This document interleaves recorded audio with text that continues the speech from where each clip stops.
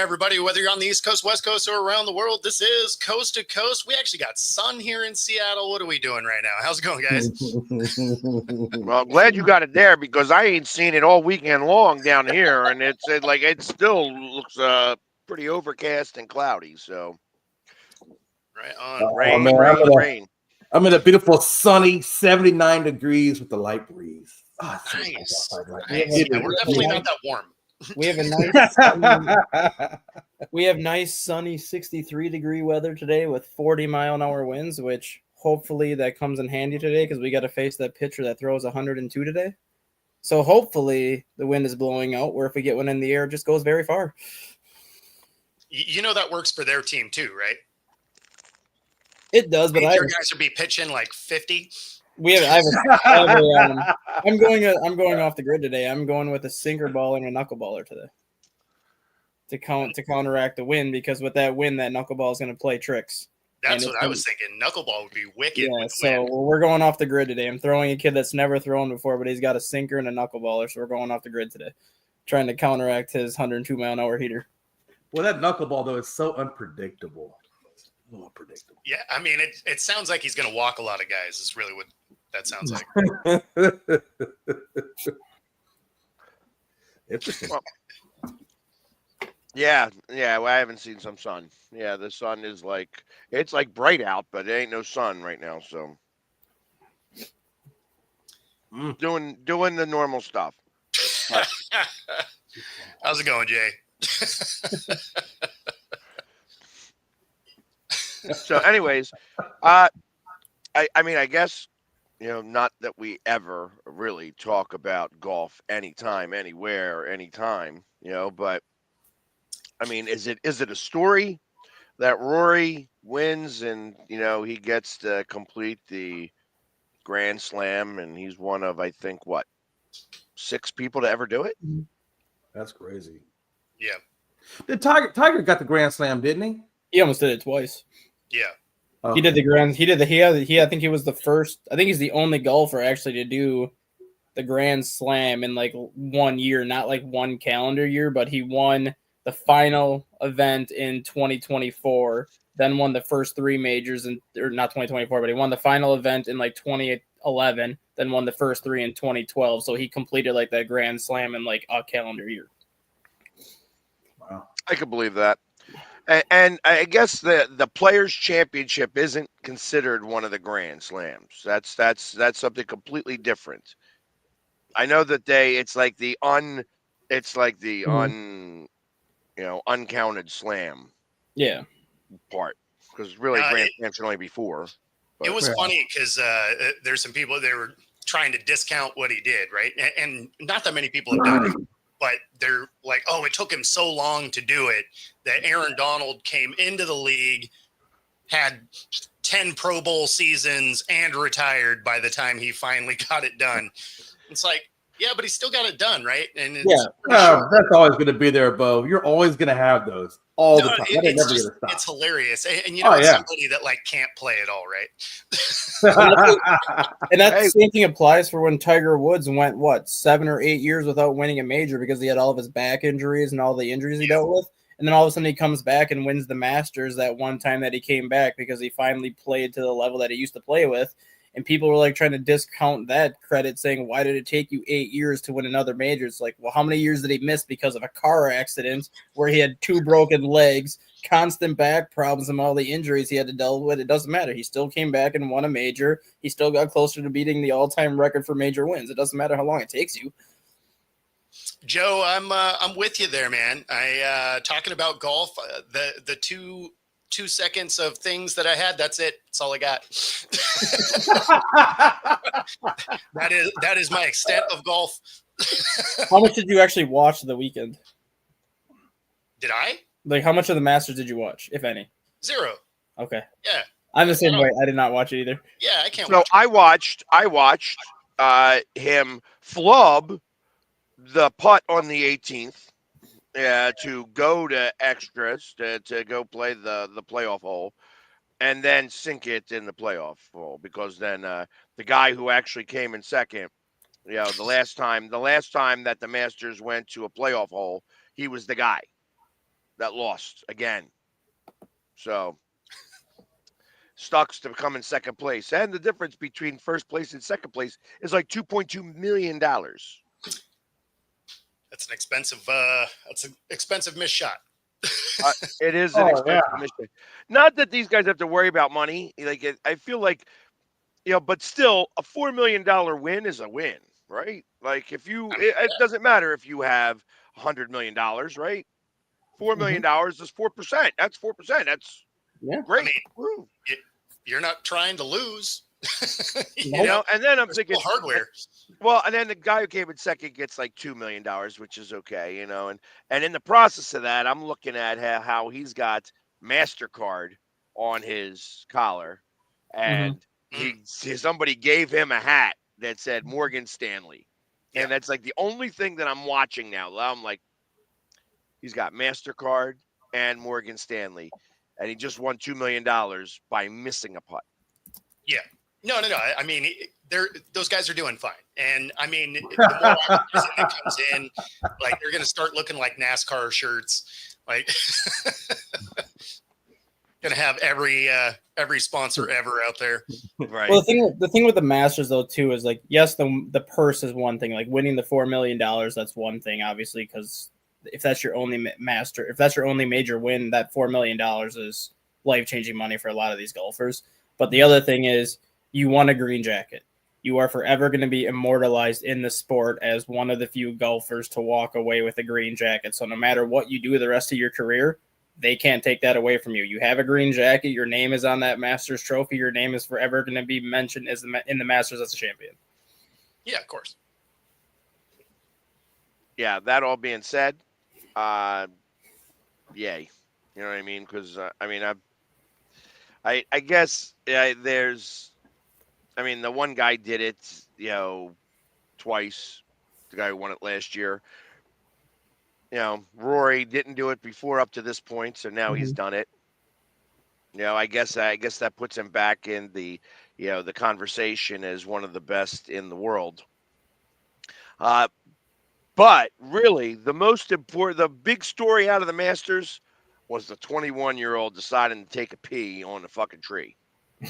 Oh, nice. Didn't hear about that. You didn't hear about that? Like like here it is. Like they were crucifying him. I'm like a 21-year-old kid who needed to go use the bathroom and just thought he would be sneaky. He wasn't very sneaky. What's up, Lee? Good to see you. I mean, the thing I don't know if anybody knows we have Belgium in the house. Belgium is in the house today. Belgium is in the house. Yeah, Eves is also a Seahawks fan. So Yep. Yeah. Everything birds. Birds. Exactly. But that there was a 21-year-old who was an amateur who gets to play in the Masters, and he's going to be forever known as the guy who took a pee on the course. Hey, when you gotta go, you gotta go. Well, that's a funny thing though. Like they don't allow cell phones or anything like at the Masters. Like when you get to the Masters, you have to put your cell phones in a locker. Like you're not even allowed to have them out on the course. But that place has so many cameras that you can't be discreet with anything. So if you try to go take a pee on a tree, there's going to be a camera somewhere that's going to catch somewhere. I mean, Somewhere, somehow. Anywhere in life at this point. Let me just see if I go behind this tree and nobody will notice. Yeah. Well, and that's, listen, like if you got to go to the bathroom, I got to imagine there's porta potties everywhere. Be like, so. It's like, hey, I gotta go. What if they're all full? You really just gotta go. And they're just hey. You just take a dip in maybe one of the watering holes there and hope nobody sees you in the pond, I guess. I don't know. I feel like that is. I think there's discreet ways that I could let it go without nobody noticing. That is not discreet because you can say I'm just chilling. It was hot. I wanted to go into the pond for a little bit. Do your business, come back out. It's all good. Yeah, I will say this. Way more. I can't watch golf. I can't. It's too slow. I get bored. I got to start fidgeting, doing stuff. But I do like to play golf, and I'm not good by any means. And I thought I could go to Whistling Straits, and it's that guy. You know what I'm talking about when I say Whistling Straits. I thought I could go out to Whistling Straits and play a little quick round because I knew some people that worked the ground. No, that was about $1,000. That was your problem. First tee, $1,000 for that course. Damn. I ain't playing That was your problem, Jay. There is no such thing as a quick round at Whistling Straits. No, there's not. I was just. I don't even know where it would. $1,000 just to go up on the first tee cost you $1,000. Yeah. Okay. Whistling Straits is where they had the U.S. Open. What was it, like 4 or 5 years ago in Wisconsin, in Kohler? It's a beautiful golf course. It is. Just gorgeous. Right on Lake Michigan out there. It's a gorgeous course. Expensive, challenging, but it's a gorgeous course. There was a time when I was a bartender at a bar, at a bar that was right down the street from Marion. Now, Marion is one of it's like the Marion Golf Club is like the sister course to St. Andrews. Right. Like these are one of the few courses that still use wickets. They don't use flags. So it's a whole different scenario when it comes to stuff like that. And the caddies would come in all the time. You know what I mean? And it's like there were plenty of times that if I was a golfer, I probably had the opportunity to go on the course and play the course. And there's 2 courses in Marion. There's like the West and the East, and the East is like the championship course, and the West is for everybody else who doesn't play championship courses and doesn't get to pay. I think it's like $50,000 a year to be a member there. That's about right. Because like Whistling Straits is actually a Jack Nicklaus designed golf course. It's actually Herb Kohler, the Kohler company. He's the one that built that course, right? Yeah. But he didn't want to put all the money into that thing. And it's basically got a Scottish golf course feel. Matter of fact, he brought in the groundskeeper. He flew him in from Scotland. Yep. And then he put a whole bunch of goats. That's how they cut the grass. They use goats to cut the grass. It was supposed to resemble the old British Open course back in Scotland. But like this, so the groundskeeper had a German Shepherd, and there's a cliff that goes into the water. Well, the German Shepherd chased a goat off the cliff into the thing, and then Herb Kohler fired the groundskeeper and said, "Get the hell off my course." And I never saw him again. But it's got a really cool history to it. If you ever want to see something cool. Gotcha. Anyway. So, anyways. So the guy peed on the course, and he was the one that got all that. So just to get back to the focus of, the rest of golf, and congratulations to Rory for winning the championship. I think. Congratulations, Roy. I think Rory McIlroy's daughter stole the show too on Wednesday. I don't know if you saw that. She's the one that she made a putt. Don't watch golf. Oh, she was the one that did that little trickle putt that went in. Yeah, and it just kept going and going and going and going, and then it stopped for like 2 seconds, and all of a sudden it just kept rolling and rolling and rolling, and ended up being like an 18 or a 20-foot putt that she made during the par 3 challenge. Like Rory put the shot on the green, and then he let her putt it from 20 feet away, and she put it in. She's 4. That's awesome. It was amazing. Like she walked. She's like holding the club like this, and she like does a little tap. And it rolled like 10 feet. Taparoo. Like it rolled like 10 feet and it stopped. And then the other golfer's like walking up next to it because it stopped. And right before he got next to the ball, you started to see it slowly move. And then he just went right into the hole. Wow. So much so, and then they scared her by cheering. And, and then, that was the end of that. There was a cute moment. And then Scotty Scheffler's 7-year-old son had a tee shot, I guess, in the par 3 tournament too. That was like a really good tee shot that got like a standing ovation also. Well, it was actually the very first. So he's this happens all the time. They allow their kids to kind of play in the game. The moment that the kid plays, they can't win. So, it's just part of what happens there. And ultimately, Scotty Scheffler, for the very first shot, let his son tee off. It was like a 230-yard tee shot. And he had he crushed it. Nice. So it was kind of cool. And he's like, immediately, like the moment that his son does that, can't win. I mean, that's the end. That's really the end of your day. You don't really need to do anything else unless you're playing around with your kids. So it's a whole different scenario. Because it doesn't do anything to win the par 3 challenge. Yeah. Other than, so it's a time for you to go hang out with the kids and such like that. So it's a good, clean, fun moment, I guess. The reaction to Scheffler was priceless, though. Like his son hits the tee shot. He kind of looks over and he's like, damn, all right. So where we're going. Hey, I mean, I feel that way anytime I watch somebody actually crush a tee shot. You're just like, okay. Yeah. I can't wait to see Tiger's son. I mean, we're only a couple of years away. Good. His son is Like, really he's going to good. be 14 years old playing at the Masters. Yeah, his son is Probably. ridiculous. Yeah, so it's, and it's amazing how, like, you watch how Tiger did it, and now you watch how his kid does it, and it's amazing how, like, you could almost synchronize the way that they shoot, like putting him up. Obviously, Tiger's a little taller right now than what the kid is, but I mean, that kid is what, 9, 10 years old right about now? No, he's And older. he's- He's older than that he's right now. He's 14 right now. Yeah, but I thought it was a little older than that. He's 14 right now. I thought he was younger than that. He has a So- 9-year-old. He has a 9-year-old too, but the 14-year-old is the one that he's playing in these top golf tournaments with. The 14-year-old, he did like a LIV golf tournament with last year. Like, he's been doing tournaments with his 14-year-old son the last year and a half.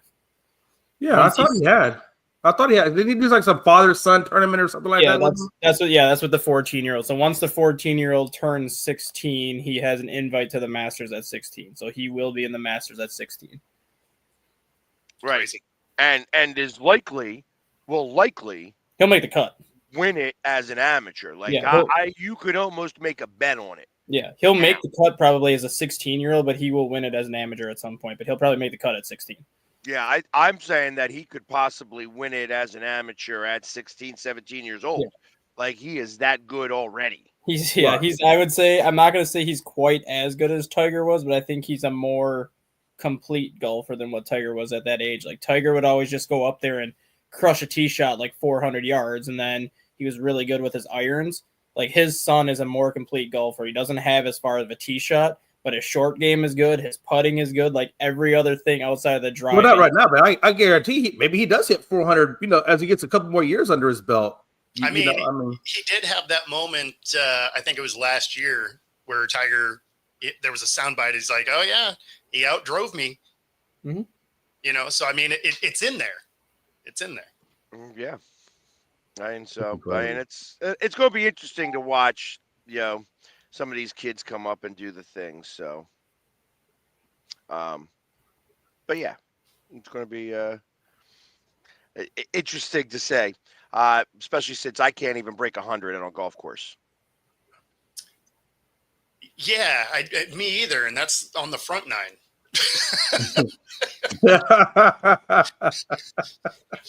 Turns out golf is exhausting when you swing that much.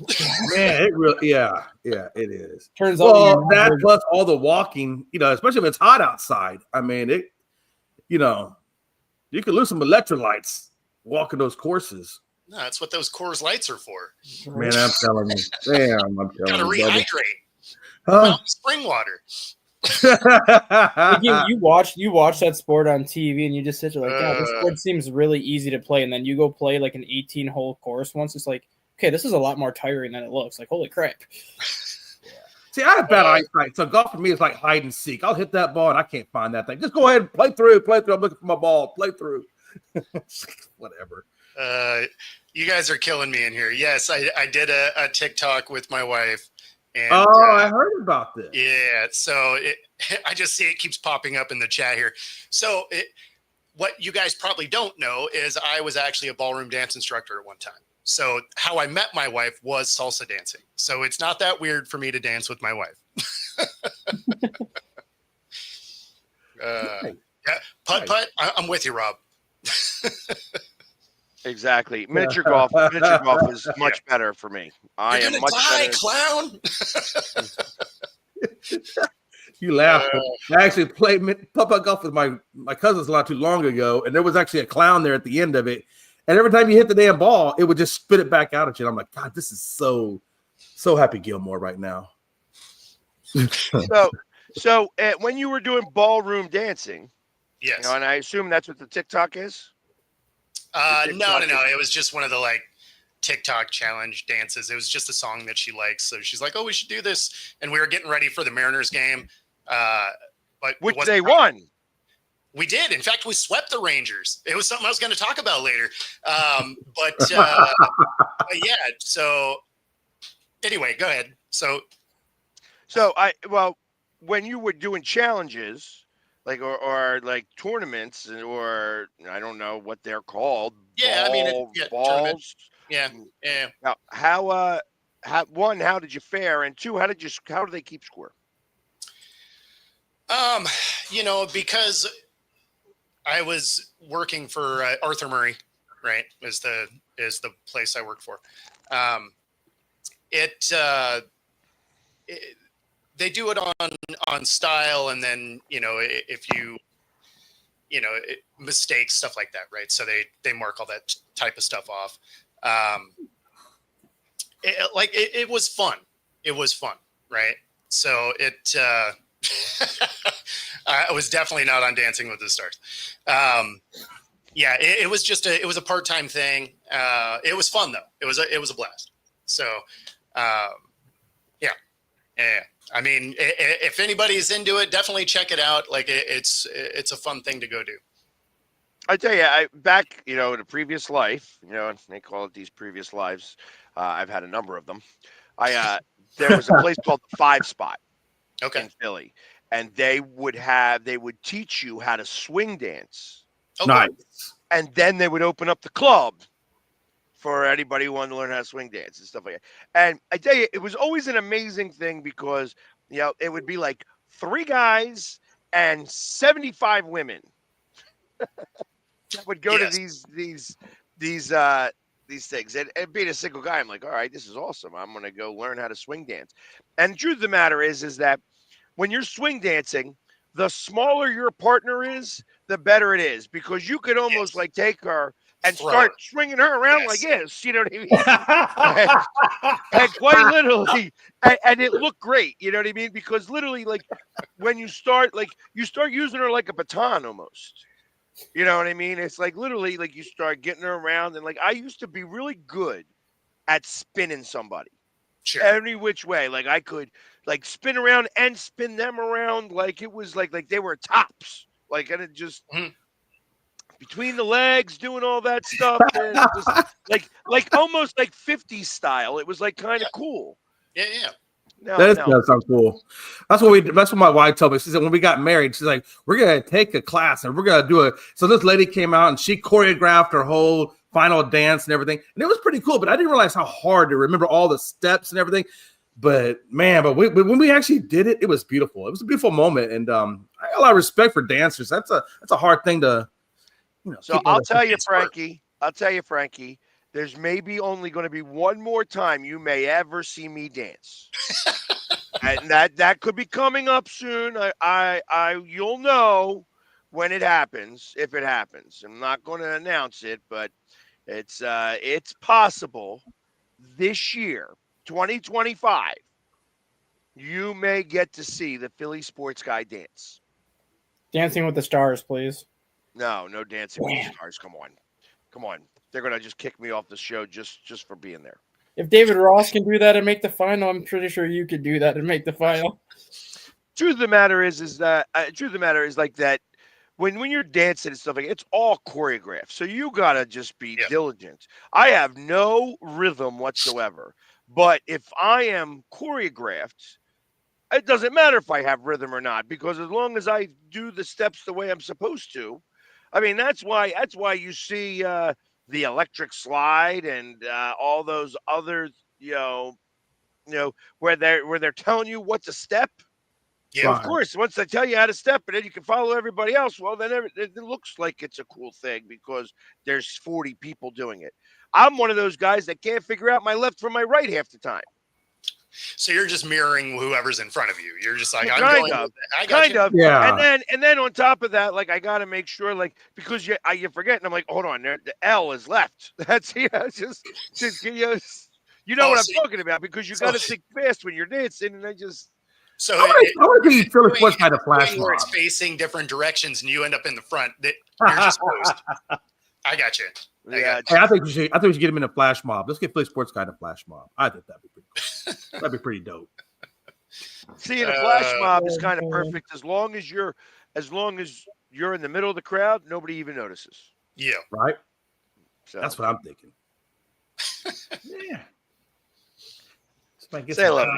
That's awesome. Anyways, Yeah. So, what else is happening in the world? So basketball's done, right? Now it's playoffs.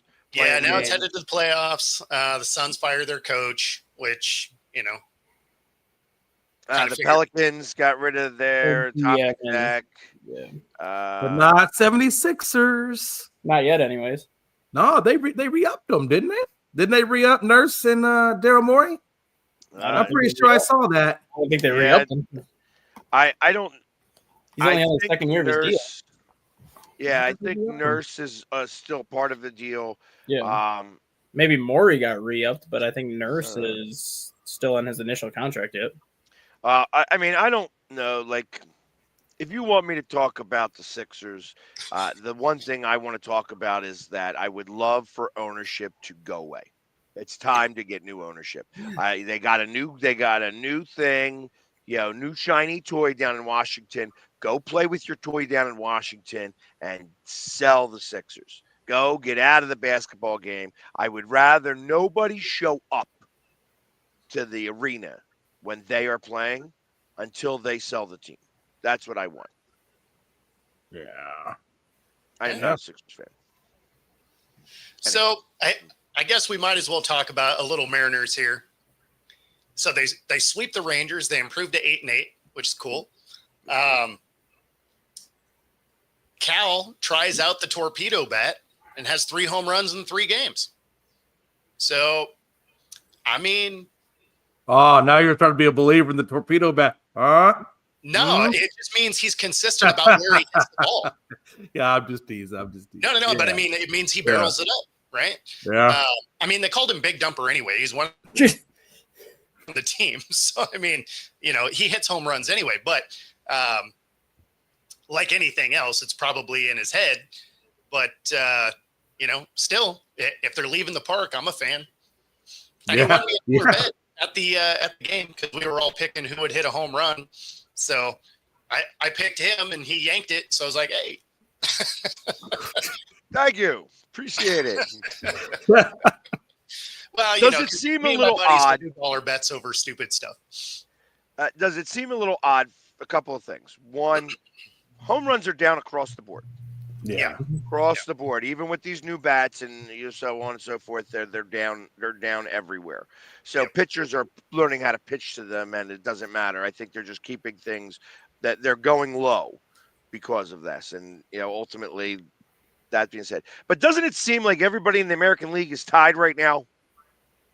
Does it not seem that way? I mean, that everybody has got the same record right now. They're all about 8-8, 9-7, and it's like everybody is like tied right now, which is funny to me because that includes like the Athletics. That includes well, I mean, the White Sox still suck, but they're and the Twins. Actually, the Twins are pretty terrible. Yeah, Twins are bad this year too. But I mean, ultimately, everybody else is about the same. Yeah. Well, I don't understand that either. That is weird. You're only like 16 games in, so I mean, you can't be. Yeah, but normally, actually, the first month of the season usually determines like who your front runners are going to be, sure, who guys that are going to like be in the mix, and then who are the guys that are going to fail off. Now, you kind of see a little bit of this in the NL. Because it looks like the West is running away. You got 4 teams that could possibly make it into the playoffs. Where the Diamondbacks are 9-7, and they're like in 4th place in that division. And then it's like, everybody else is about the same. I mean, even Dustin's happy because his Cubs are in 1st place. We just took 2 or 3 from the Dodgers. I mean, we're 10% of the way into the season. It was way too early. Yeah, well, we way too early, but yet it's like you said. There's the haves and the have-nots normally, and there isn't that this year. There's not a haves and have-nots. It's like the Padres are haves. They're 13-3. They're coming off strong. The Giants that are coming in here to go into Philly, they're 11-4 right now. We're at 9-6, which is kind of middle of the pack right now, but. And the Mets are 10-5, and the Braves that were supposed to be up in the with the class, like there's still 1,500 to win the World Series are 4-11. Yeah. Mm-hmm. Yeah. Well, and it's because you're 15, 16 games in. Like nobody's saying sell the farm yet, but yeah. Oh, they're talking about selling the farm in Philadelphia with a couple of players. Alec Yeah. Boehm is on a hot seat that it's a shame because I batters go through this. They go through slumps, and he is having an ugly slump. And they're starting to blame it on his attitude. And the hard part about trying to prove an attitude problem is you got to be in the locker room to be able to prove that. So you can't speak out of turn. No, He might, if he gets angry about the fact that he struck out again or he's first pitch swinging and popping it up and stuff like that, there's something to be said for that. You know what I mean? It's like, well, it's because you keep doing the same thing over and over and over again, and you're failing. Yeah. Yeah. And then you got Marsh, who everybody loves in the locker room. They say he's one of the funniest guys on the team. However, can't seem to get the bat on the ball at all. Yeah. Well, I mean, I get that. Our first baseman, Rowdy Tellez. Rowdy Mm. Bird. Batting an 0.83. Let's go. But why do you think the home runs and hitting is down across the league? He needs to lean into a pitch, right? Like you're not making contact with the bat. Just lean in and get on base, man. Jay, to answer that question, Jay, home runs and everything are down for two reasons. Pitchers throw harder than they've ever thrown before. Their breaking stuff is more elite than it ever was before. And all hitters care about now is launch angle. Like if a hitter really cared about contact, if you level your swing and make good contact with a 95-mile-an-hour fastball, it's going to leave the park. Like when you have that much force hitting a 95-mile-an-hour fastball, if you square it up, it might not be like a 440-foot home run, but you can hit a ball 380 feet without launch angle. Yeah. All these hitters are just trying to get underneath everything and just crush it. Yeah. Yeah, I mean, that's certainly plausible because if it's affected the whole league across the board like that, yeah, I could see that. Like that makes sense. Yeah, I'm not a fan of it at all. I'm a fan of small ball. Like, get on base. Yeah. Yeah, absolutely. I love a home run as much as the next person, but I also like wins. Mm-hmm. Yeah, me too. And I love stolen bases. Mm-hmm. Sure. That's what I love. Yeah. Stolen bases. Like Ricky Henderson would be friggin' a god right now. Oh, if he played in this league, because I want him to get on base. It's funny. What was the question? I think I saw this on Instagram or whatever that, who is the all-time leader of breaking up no hitters? And it comes out to be Ricky Henderson with a home run, by the way, by breaking it with a home run. And it comes out to be Ricky Henderson because he had the most leadoff home runs of all time. You know what I mean? So there's been so it was only when breaking up a no-hitter with a home run. That was how that was worded. And that answer is Ricky Henderson because he had the most home runs in the leadoff position, and I think it was 58. I think the next closest is 38. And that could be by Judge or Schwarber or something like that because, again, leadoff home runs is what you're trying to do because if you lead off with a home run, that breaks up a no-hitter. Yeah, Ricky Henderson is your all-time leader in leadoff home runs with 81. George Springer is number 2 with 60. There you go. So 81 home runs, 81 times he broke up a no-hitter with a home run. Yeah. It's kind of Where's Schwarber on that list, if you don't mind me asking, with leadoff home runs? Let me see if I can find those because I just So we got Ricky Henderson has got 81. George Springer's got 60. Ian Kinsler's got 48.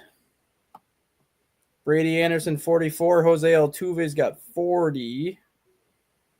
This is a really long list. I don't even. Kyle Schwarber had 15 leadoff home runs in one season to set the single season leadoff home run record. And Kyle Schwarber's got 36. I was going to say, and that's in 22. He did Yep. that in 22. Yeah, 15 and 1. He was 15 and 1. Yeah, 15 and 1 season. He's got 36 total. Right, because he's coming up on that list pretty quickly. Except now that they're playing with the the lineup and stuff like that, it's a whole different scenario. But you're talking about a batter batting 0.86. I have Brandon Marsh, who's not he's at 108. Killing it. Yeah. It's very frustrating. He's got the second most strikeouts. He's tied for the second most strikeouts. Actually, they all have way too many strikeouts still. Mhm. But there's only one player that's got double-digit base on balls, which tells me that everybody else should be taking more pitches, including Harper. Yeah, so speaking of baseball, Trout gets the ball yanked out of his glove, and that one doesn't get hit for fan interference. But a year ago, right, you had the glove almost ripped off a guy, and that one was. So what is the rule? Was the Trout one over the fence, though, or was it in play? It was over just the fence. above the fence. Well, Like that could be the reason why, because the Yankees won last year, the fan actually reached over the fence into the field of play to do it. No, he wasn't reaching over. Trout's glove went over like this, and the fan just happened to be there. Yeah, because if Trout's glove is like reaching to the top of the fence or slightly over, then that's not going to be fan interference because it's. Yeah, it was slightly over. So He caught the ball. It was in his glove, and the fan took it out of his glove. Yeah. But that was what it was. Did they call him out? No, because it was over not no, and that's why I say it was very similar to the one last year. This one wasn't the one out. last year. The one last year, they held his glove, pried it open, and pulled the ball out. And it was in the those field. Those guys are never allowed back in a Major League Baseball field ever. And it was that one for the Yankees last year was like in the field to play like a live ball, versus I think the Trout one, if it was over the fence at all, then it's technically like a fall. Yeah, so then it's technically it's the same rule that applies like a fall ball, where if you reach into the stands, regardless of the ball's in your glove or not, you can have it ripped out because it's technically out of the field of play. Yeah, I guess I didn't remember that the one last year was still in the field of play. It was like a foot short, and the guy like reached over the fence, grabbed the glove, and kind of pulled it out. It wouldn't have been a home run regardless. Well, I mean, it was above the fence, because when he was rolling, it was the first thing I thought of is like, dude got lucky he didn't hurt the guy's wrist. Yeah.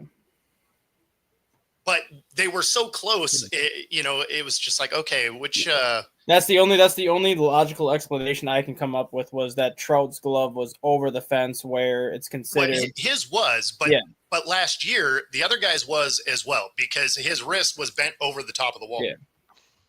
So I mean, you're talking a matter of maybe inches here, and one of them was, fan interference, and one wasn't. So it was just interesting to see the way that they were called differently. I get that the fan was actually a dad. He thought the ball was going to hit his son. So the explanation he gave was he was trying to protect his son, and that's when, and he didn't even know that. I guess that was in the glove. I think he was just whatever. That's what he said.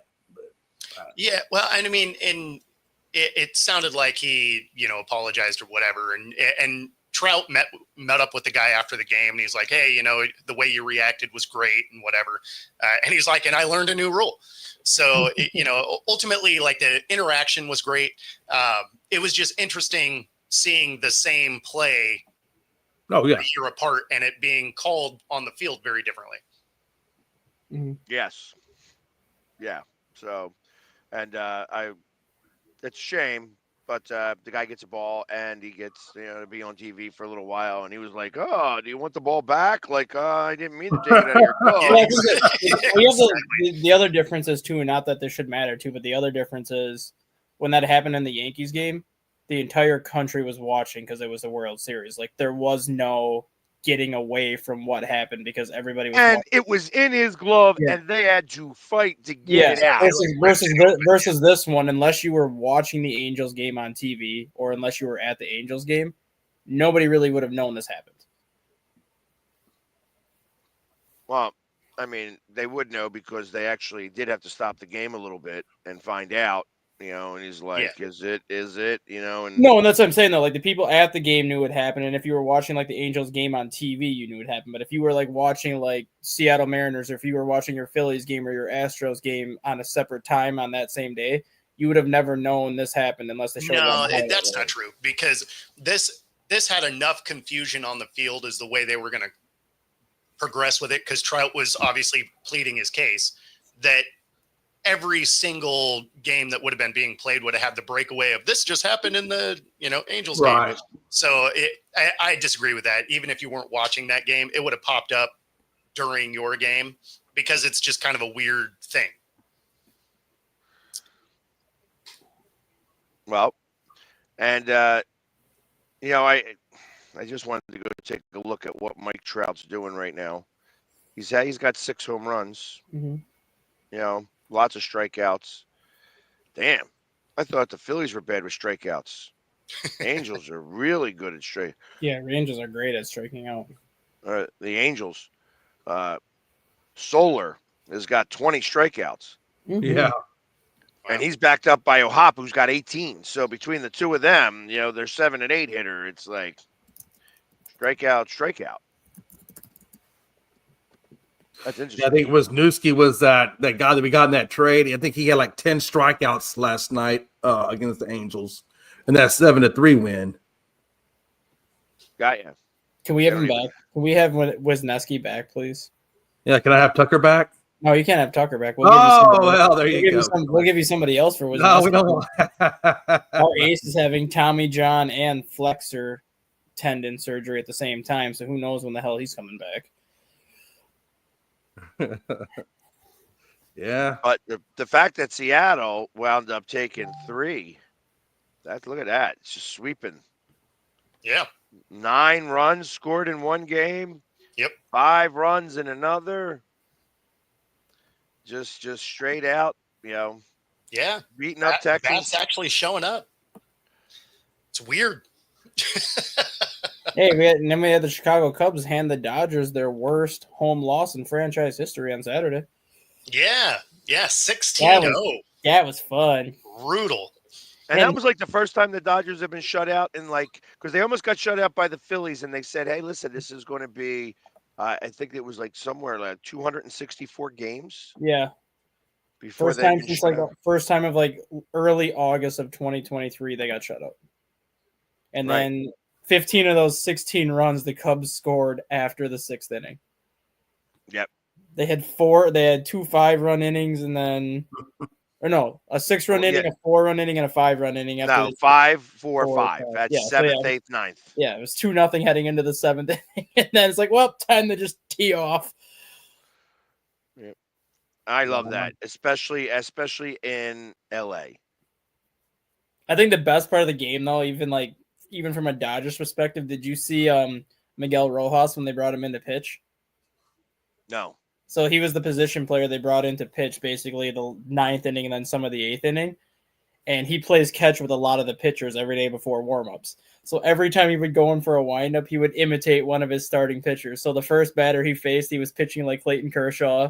Next batter he faces, he was pitching like Yoshimbo Yamamoto. The next one, he was pitching like Blake Snell. And everyone in the dugout was just laughing their asses off. Oh, well, they got nothing else to talk about because they were getting their asses stomped. His first pitch was the slowest pitch in Major League history, too. It was a 34-mile-an-hour bender. 31 is the dang. first. 31, okay, so 34 was his first pitch. He never hit his fastest pitch he threw all night was 41 miles an hour. He was legitimately softballing it up there. Jeez, man. I'm all right with that. I mean, if you're going to get your butt whipped, you might as well get it whipped right. And he had to have some kind of arc on that, too. It was because Carson Kelly hit a home run off of him in the 9th inning on like a 38-mile-an-hour pitch. And it was just like so funny because the batter's just like waiting back on this thing. And then he just like softball tomahawks it. Nice. He didn't get any strikeouts, but he didn't walk anybody either. No, it was literally like a slow pitch softball game where these hitters are just like waiting back. Like, okay, it's going to come down. Is it going to come down? All right, let's swing now. Nice. But he only gave up one home run though, right? Yeah, that was the one in the 9th inning to Carson Kelly. I think he got charged with like 7 earned runs, but everything else. Only five earned runs. Then it was like all doubles and triples besides the home run to lead off the 9th. Yeah, he gave up 7 hits. Here's his line: 7 hits, 5 runs, 5 earned, 1 home run, no strikeouts, no walks. His current average is 22.5. Earned run average. Wow. He had 33 pitches, 23 for strikes, 10 balls. Yep. They had him mic'd up during Sunday Night Baseball last night, and they were just talking to him about that, and he's just like, oh, I had a blast. I played catch with these pitchers all day. I even told them I was going to go up there and throw like them, and then they were joking with me after the game. They're like, do I really pitch that bad during a game? He's like, no, only I do. Nice. So, and Ohtani, how many stolen bases he got so far this season? 7, I think. 8. He was caught stealing once by us. I know that. Stolen bases only 4. Yeah, he has not run as much. And this weekend against the Cubs, I think he was 1 for 14 in the entire series. And he's got a lot of strikeouts this year. Oh, yeah. Yeah, I mean, like looking at what he's doing, he's got 18 hits, 18 strikeouts. Yeah. He's batting .273, so it's not like he's out of the element. No. He's only got 5 RBIs, 4 home runs, so that means all of his home runs have been solo shots, really. You know what I mean? There ain't been nothing special about any of that. 77 plate appearances. He's only been walked 9 times, and he's got 18 strikeouts. That's I don't know. That's a no bueno. I think that's not $70 million a year stats. Sure it is. Yeah. Perfect. That's exactly what I want to see out of him. Which makes me want to go see. Let's go see the other $70 million man who lost yesterday to the Athletics, which I love. Juan Soto. Of course. He's not playing well right now. So, and I'm going to go to his season right now. He's batting .250. He's got 1 home run and 4 RBIs. Only 7 strikeouts though. 12 walks. So, in comparison, I mean, like I said, he's got 13 hits to 18 hits that Ohtani has, but Ohtani has been on base 27 times. That's 18 hits, 9 walks. Mm-hmm. He's been on base 25 times. They have similar RBIs, and he's got 4 less home runs. But 66 plate appearances, and Ohtani's got like 78 plate appearances, or 77. So there's a difference of like 3 games in the mix. Interesting. It's just interesting as I think about what $70 million a year looks like. Yeah. Yeah. Yeah. Yeah. And if he could pitch, I mean, it would certainly be much more worth of that contract. Which I don't. How far? I mean, isn't he throwing? Stat guy, he's throwing. Isn't Ohtani doing light throw work? He's not. He's pitching in the bullpen right now, and he's been doing like your regular bullpen workouts. They don't expect him to start pitching until around the All-Star break. But there is no guarantee that he will start a game this year. If they use him, it could be used basically as a bullpen role this year just to make sure his arm is 100% back to normal, and then they're going to play it by ear for next year because it's not like the Dodgers are short on pitching depth right now. They have 5 starters in their rotation, plus another 4 starters that are on the IL, and Blake Snell, Tony Gonsolin, and one more starter that's actually hurt right now that would be in their starting rotation. So they have like 9 starters to choose from. So it's not like they need him right now. Yeah. Well, no, and that's what I was hearing was he's going to be used in a bullpen type of situation. And it sounds like he's actually cleared to do that if they needed him. Yeah, I don't expect him to be used until, like I said, around the All-Star break, just because if you don't need him, why use him? Why risk him hurting himself and then missing time where his bat won't be in the lineup? Mm-hmm. Just get him healthy, and if you want to try him out in the second half as like a 1 or 2 inning reliever to see what he's got, go from there. And who knows? Maybe you end up in a situation where the starting rotation that you have this year is the starting rotation you have next year. And then you use Ohtani as your setup man or Ohtani as your closer, where you can just put him in there one inning at a time and just tell him to go 100% full go and empty the tank. Well, that's what I was thinking, is use him as a closer, because then it doesn't matter if you lose him as a bat, right? Yeah. Yeah. I would think that would still matter, because when he blows the save. Well, he probably wasn't hitting well that day either then. Well, the thing is that he ain't hitting well right now anyways. Sure. That's kind of what we're getting at a little bit. Like, that's why I'm saying, hey. I mean, again, small sample size, right? I mean, again, I'm used to the Mariners being horrendous in April, right? Like, they usually come out, spring training is good. April, they forget how to play baseball. And then May, they try and like claw their way back in. So, I'm used to teams starting out slow. Well, historically, that's how the Astros start their season. They always start them out slow, and then they kind of progressively get better towards the All-Star break. Mm-hmm. I don't know if that's going to happen this year, but that's how it's typically trended. Yeah, so the 70 mil looks good for him. We're talking about the team. It doesn't look that great so far. No, not at all. Oof. Kyren Lacy? Yeah, well, so that was actually that's what I was hoping we could talk about. It's what I was going to lead the show off with. It just kind of went a different way today, but yeah. So he took his own life over the weekend. Yep. But it stemmed from him having a reckless driving situation, and it doesn't sound like drugs or alcohol were involved. It just sounds like he couldn't. And he was in oncoming lanes, and it forced a car to swerve and ended up hitting head on into the lane he was supposed to be in. And someone passed away from that accident. So he was out on bail, and, there was a real good chance that he was going to be, charged with murder, homicide. Well, it would have been manslaughter, but even still, right? Like, that's a minimum of 5 years. He was declared for this year's draft. He would have been the number 2 or number 3 receiver taken. What was that? He would have been the number 2 or number 3 wide receiver taken too. They had him as the 5th ranked, but even still, he would have went high. He would have been a second rounder, maybe worst case in this draft. And, but he probably wouldn't have been drafted because he was. That's the thing. He probably could have been a late first round pick had that not happened. And then after that happened, everyone knew it's like, well, he's not going to be a first rounder now because round 1. And then while he was out on bail, he did the pro day and all of that. So I mean, he was still prepping for it, but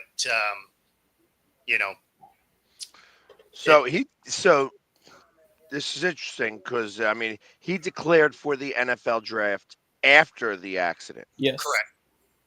Yeah, it was like 2 decided days to after. do this. Yeah, and then decided to do this. Yeah. Yeah, it's a tough one. That's an oucher. Yeah. Shame. Shame. Yep. I just wonder. Well, yeah, that's just. And, all he had to do was render aid. All he had to do was just stay there and render aid, and he probably would have been okay. Well, I mean, things happen. I get it, but. Well, no, I mean, he'd have still been going to jail, but because he ran and all of that, like it compounded the problem. Right. And of course, because he didn't stay, then there's the question of would the guy have had, assistance sooner? Maybe he wouldn't have died. So there's elements of it, which is what potentially makes his jail time longer also, right? Yeah. Plus you have you ran from the scene and all of that. So, I mean, those are just additional charges, but yeah, brutal. Yeah, exactly. Yeah. It is. That's the top of the hour, so we got to close it out on a high note. Yeah, tell me about it. Hope we just killed the rest of your day for you.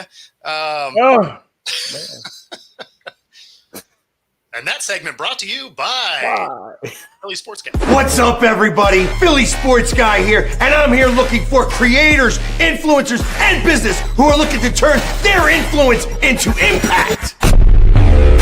Join us on May 17th at Rec Studios Philly for the first annual Philly Influencers Symposium. This is the ultimate networking event for all influencers, creators, and businesses who are all doing big things in and around the city. It's all going down with your host, me, the Philly Sports Guy, and a powerhouse lineup of speakers, panels, and networking that's going to leave you leveled up and fired up. Whether you're repping your brand, building your business, or just want to connect, this is where Philly's most powerful voices come together. So I look to see you there on May 17th at Rec Studios Philly for the Philly Influencers Symposium. Get your tickets before they're gone. Let's go, Philly! Yeah! All right. Well, since we have a couple of minutes, tell us more about it. So it's I've been thinking about this and trying to plan this for a little over a year now, and it just kind of came out that we're doing it on May 17th. It's meant specifically, it's meant for influencers of all sizes. One of the things that I've learned is that it's not easy to do what we do, and I wanted a way to be able to have a party for influencers so that we'd be able to connect with each other and with businesses that are looking to be able to do social media marketing and things like that on different scales. There's obviously large companies, smaller companies may be interested in doing this and just don't know how to get started. And this is how we're going to be doing it. That's one of those things where I'm putting it all together in one room in an area, the Rec Studios, which is a collaborative space for the ability to do podcasts or recordings and things of that nature. And it's just going to be a great event. Awesome. That's what's up. Good job. Good job. So, Well, on that note, let's get out of here. We'll see y'all tomorrow. later, guys.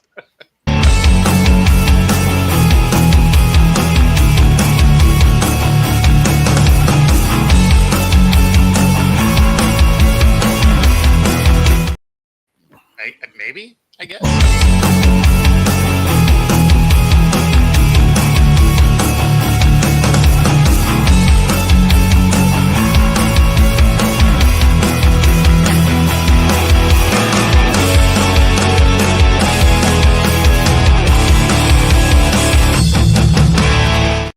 Introducing National Streaming Sports, live and on-demand sports talk programming that you can access 24/7. For the premier sports talk experience, tap into our Roku channel. Start your mornings with Mac and Jack covering all the weekend sports action. Then pour a cup and enjoy all the sports you can drink on the Coffee and Sports podcast. At midday, talk sports from east to west on the Coast to Coast podcast. Followed at night by some hot girl talk with Prim and Proper Sports featuring Sonia Pearson. Talk boxing on the Gloved Fist. Yankee fans tune in for Start Spreading the News. And there's more on the College Sports Huddle and Sports Scope with Robert Butler. There are 20 podcasts in all and 70 weekly shows, giving us a 3.4-star viewer rating. To find us on Roku TV, search for National Streaming Sports on the Roku search bar. Click on the logo and you're in. National Streaming Sports, live and on demand.